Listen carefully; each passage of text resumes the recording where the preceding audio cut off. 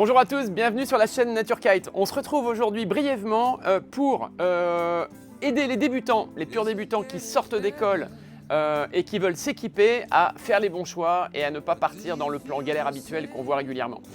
Il y a eu petit coup de gueule là sur Insta, je vous expliquais un petit peu ce que je voyais et c'est vrai que aujourd'hui, quand on sort de stage ou même par exemple qu'on a des bonnes aptitudes en windsurf ou qu'on a fait déjà du kitefoil, etc. et qu'on dit je vais passer à la wing et on y passe tout seul, c'est vrai que c'est assez accessible. C'est facile en peu de temps de réussir quand même à voler, à avoir du contrôle, etc. Mais c'est conditionné par le fait quand même d'acheter le matériel. Et le truc, c'est que vous avez souvent la culture de la proprioception nécessaire à l'exercice de ce sport, mais vous n'avez pas du tout la culture. Alors je vais quand même vous aider à ne pas y passer 6 mois avant d'être propre, avant d'avoir une chance de voler. Je vous dis ce que j'ai vu. Je vois toujours des gens qui, en fait, en sortant de stage, commencent par se dire « je vais acheter de l'occasion, c'est moins cher », ce qui peut être vrai ou pas vrai.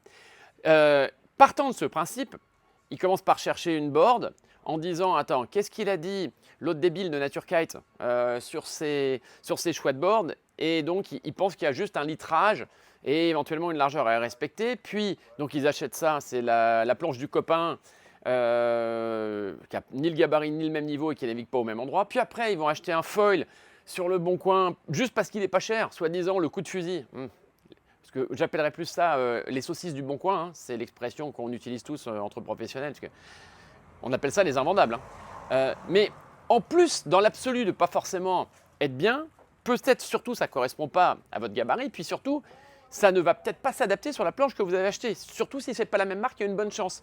Je vous rappelle pour les débutants, pour faire un minimum de culture, qu'il y a des recs à respecter. Qu'est-ce qu'est le rec? Une planche, c'est un petit peu évasé, il y a du rocker progressif partout. On imagine bien qu'à l'arrière de la planche, du coup, le rail sur lequel on vient plugger le foil, il a un angle par rapport à la surface de l'eau, et puisque la planche n'est pas parfaitement plate, et ça n'est pas le même angle partout suivant les marques. Cet angle, il va être récupéré par l'architecture du foil qui va avec de la même marque pour contrer ce rec. Si vous avez un rec ici qui est à -4, on va avoir une architecture de foil qui y correspond, et si on a un rec à 0, ou à juste à -2, on va avoir donc un foil différent pour contrer ça. Pour ne pas avoir, sinon par défaut, une planche qui est ultra cabreuse ou ultra priqueuse dès qu'on va commencer à voler. Bon, et puis la dernière chose, c'est les ailes. Les ailes, mais toutes les 5 mètres ne sont pas équivalentes. On peut pas, je vois des gens qui se font refiler des ailes typées slalom, ultra rigides, raides, lourdes, pour certaines en monofilm, mais j'ai vu ça arriver il y a une semaine. D'autres qui arrivent avec des ailes qui ont 6 ans. Mais il y a 6 ans, c'était le début de notre sport.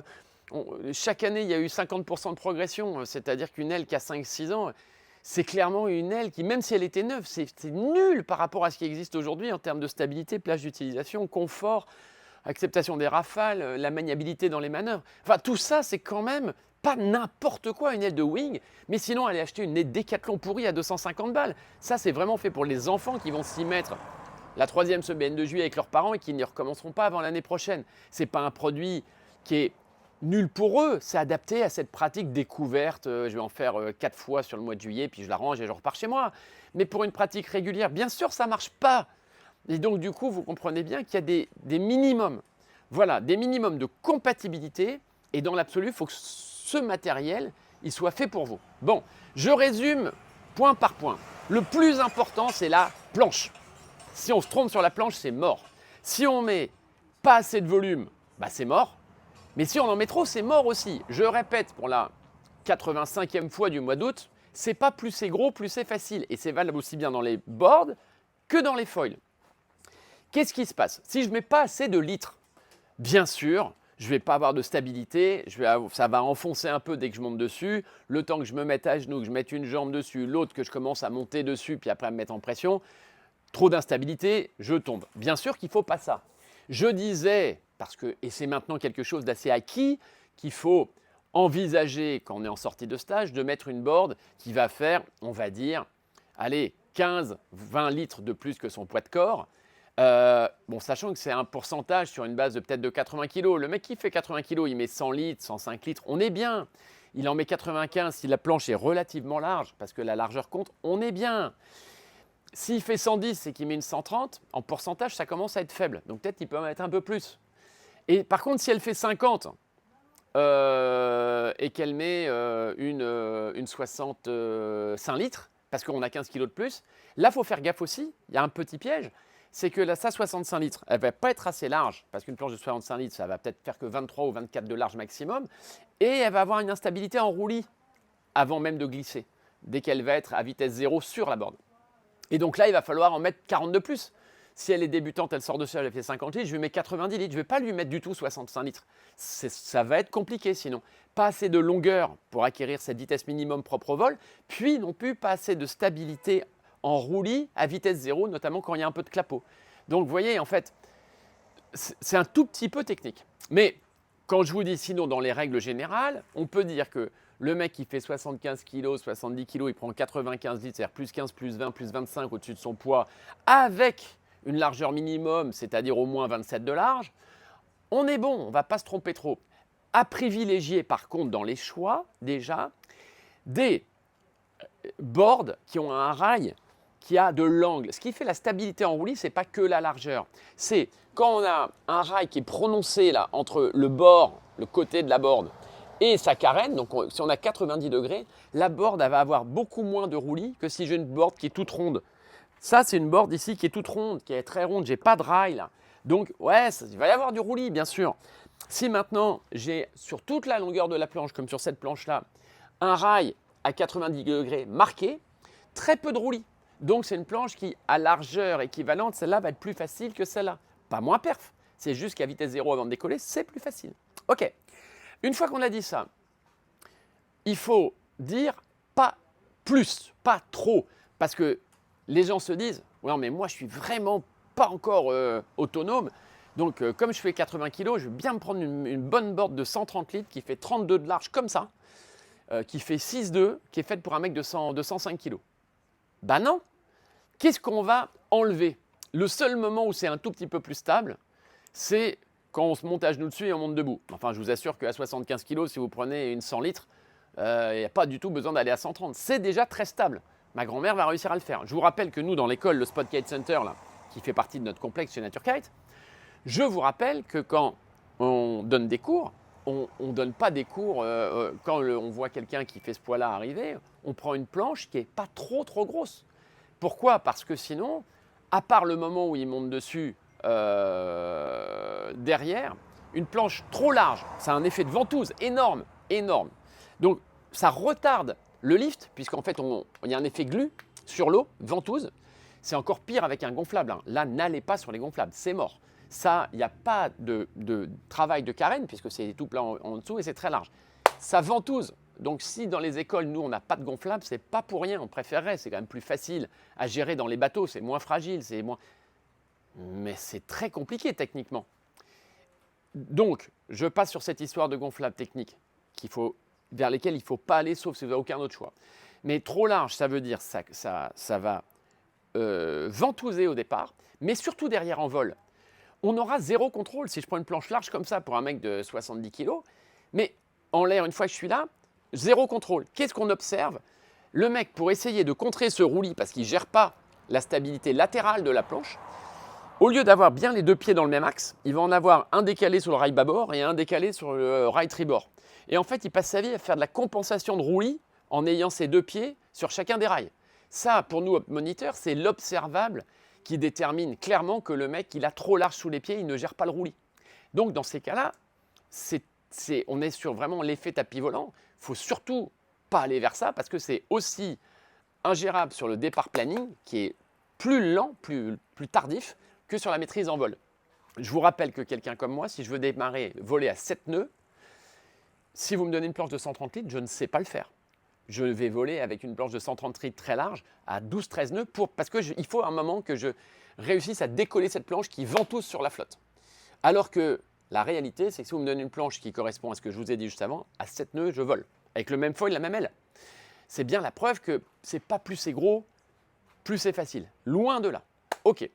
Une fois qu'on a passé ça, je vous disais, dans l'école, on met des gens, on commence en wing à prendre des gens qui ont 8-9 ans, qui sont à l'aise dans l'eau, parce qu'il n'y a pas un problème ni de force, ni de gainage, etc. C'est est-ce que les gens sont à l'aise dans l'eau? Est-ce que se retrouver en pleine eau à apprendre, ça leur va? Est-ce qu'ils ont envie? Ça, c'est la problématique des jeunes. Et les plus vieux, Mais on prend des gens qui ont 78 ans. Roland, qui est notre mascotte de l'Almanar, aujourd'hui, il est passé dans l'école, il est complètement autonome en wing. Il sort dans 30 nœuds aujourd'hui. Il a fêté ses 79 ans il n'y a pas longtemps. C'est la preuve que… alors après, oui, il a gardé de la souplesse, mais c'est pas une bestiace. Hein, il a des bras comme mes petits doigts. Par contre, il a besoin, lui, d'avoir le bon matos aussi. Et donc, on veille bien à ce que ces gens-là, ils aient un accès facilité pour pouvoir monter facilement dessus, qu'ils aient assez de stabilité pour poser la jambe avant, la jambe arrière, se lever, mais qu'après, ce soit gérable une fois en l'air.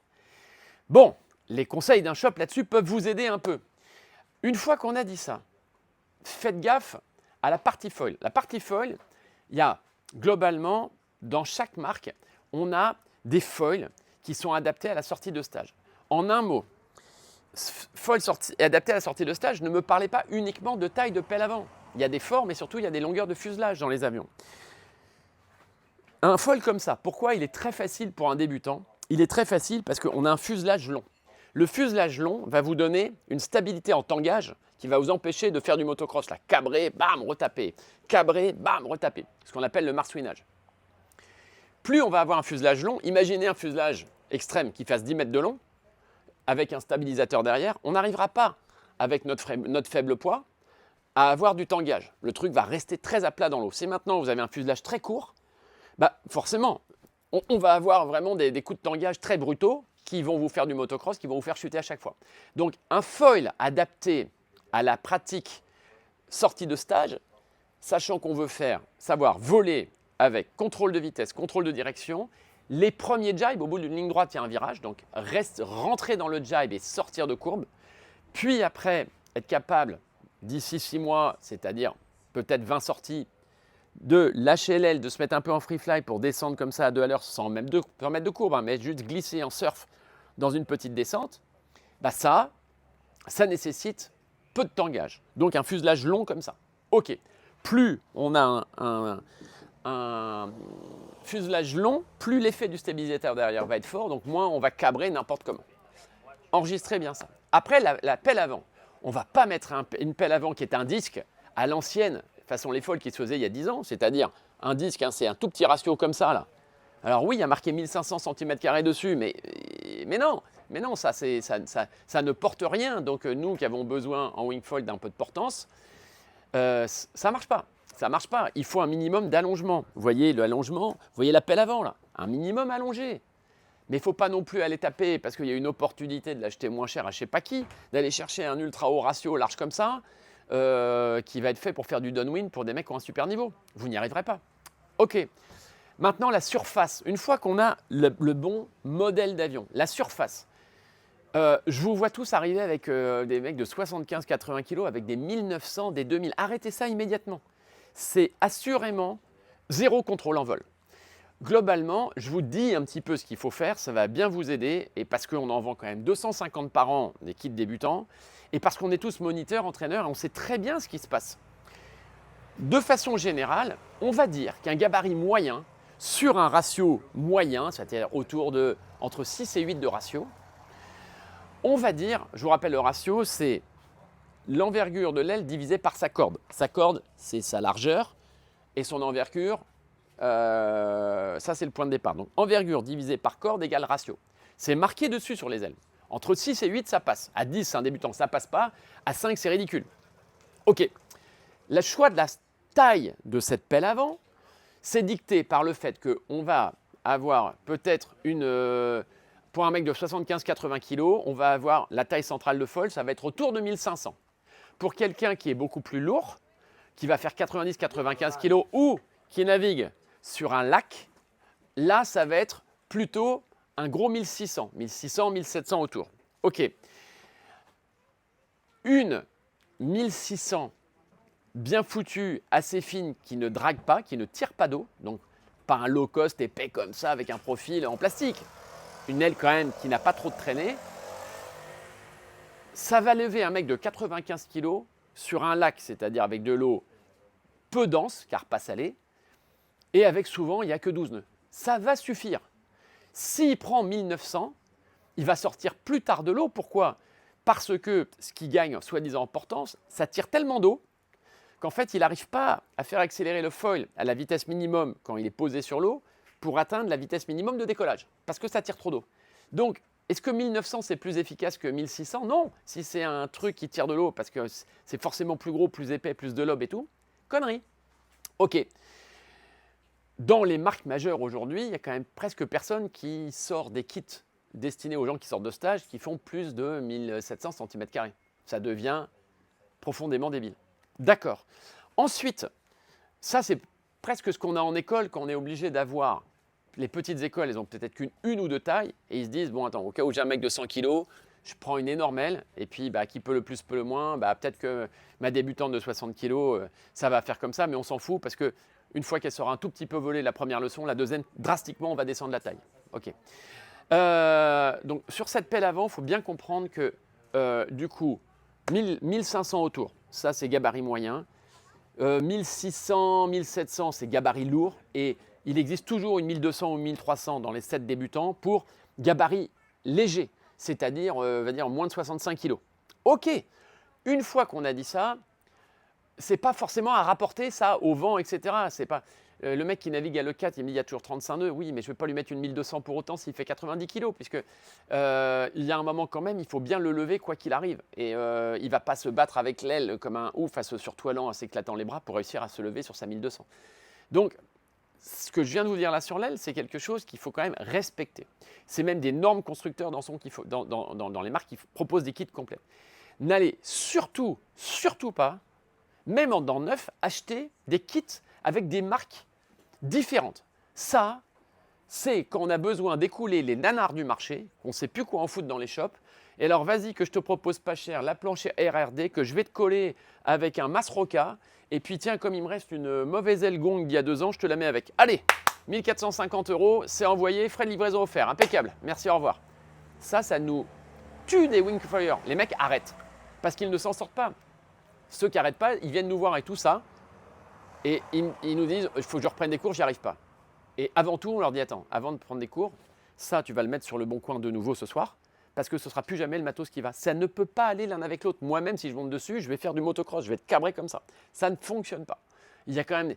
Et est-ce qu'on a gagné de l'argent? On en a perdu souvent. Je vais vous en parler après, puisque les marques s'ennuient à composer des kits super adaptés à la sortie de stage à des prix fracassés pour justement que vous n'ayez pas à vous terminer sur des espèces d'offres qu'on ni queue ni tête sur le web. C'est vraiment mettre des routes 4x4 sur un châssis de Ferrari et je mets le moteur de ma bobylette, je vous emballe tout ça, hop, merci, au revoir et bonne chance, bonne navigation, bon vent à tout le monde. Non, je suis révolté contre ça, ça marche pas quoi.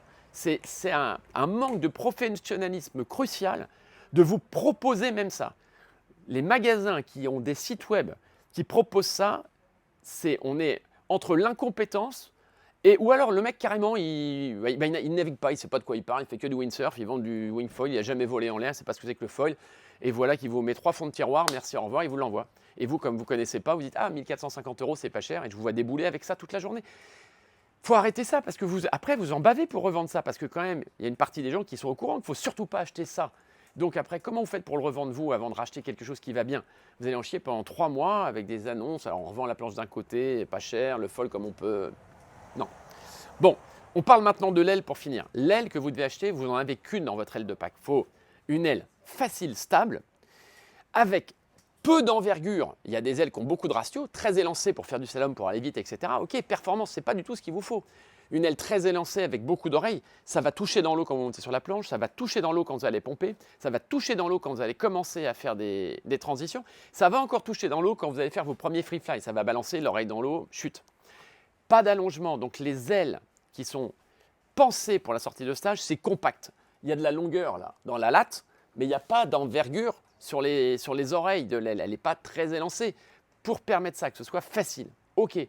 Deuxième chose, de la plage d'utilisation maximum, puisque vous n'en avez qu'une. On s'en fout de la performance maximum à haute vitesse. Que vous soyez capable de prendre 25 nœuds avec au lieu de 23 parce qu'elle est plus performante, plus plate, elle va plus vite. Un débutant, vraiment, il s'en fout. Par contre, lui, de quoi il a besoin? De beaucoup de plages d'utilisation, plage basse et plage haute, parce qu'il n'y a qu'une aile. Et sur la plage basse, il y a un peu de creux. Le creux, là, c'est ce qu'il y a, c'est ce qu'on voit là, le lobe.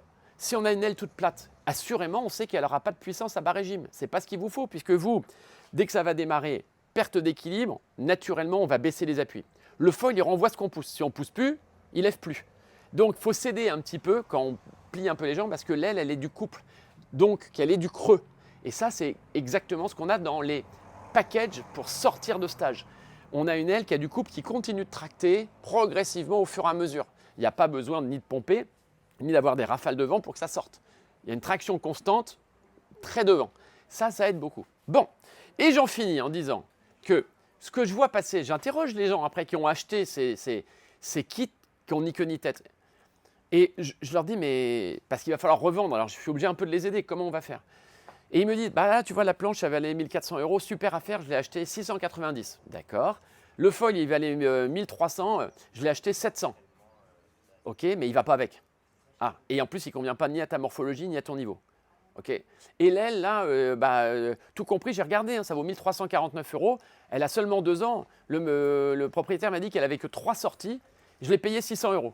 Moitié prix. Waouh, le coup de fusil, comme tu dis. L'aile, je la regarde. Le bord de fuite, là, le truc, elle n'a pas 3 sorties, elle en a 80, elle est morte.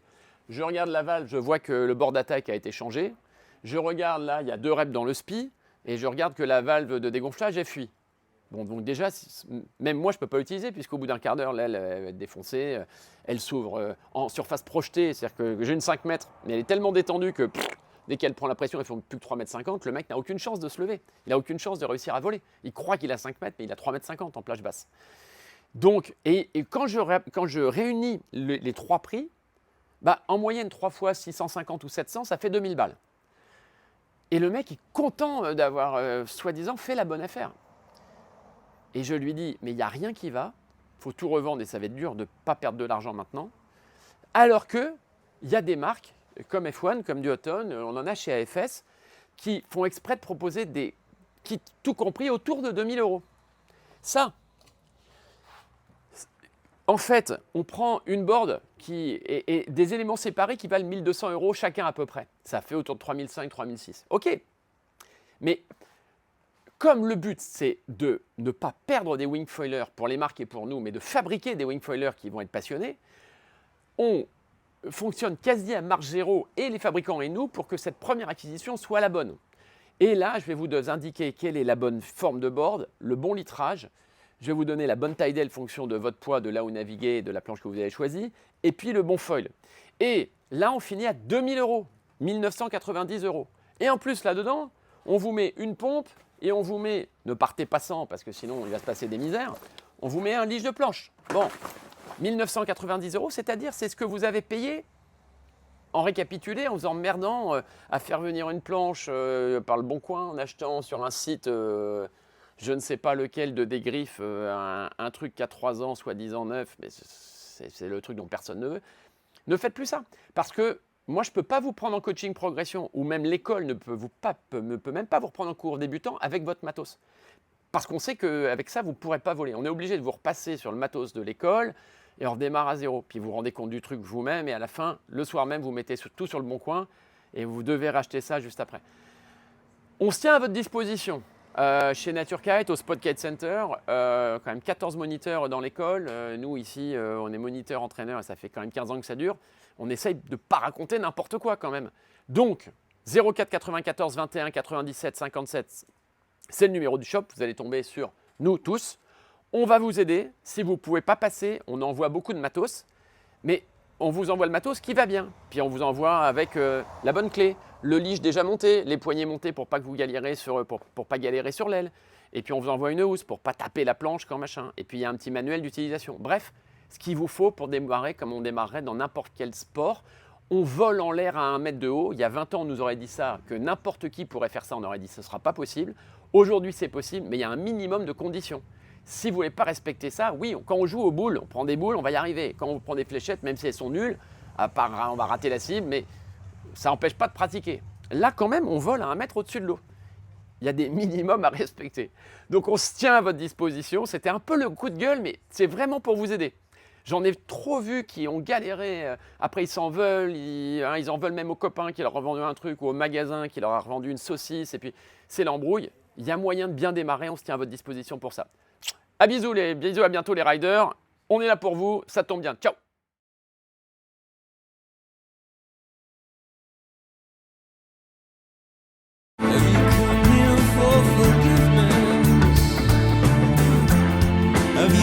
to raise the dead? Have you come here to play Jesus?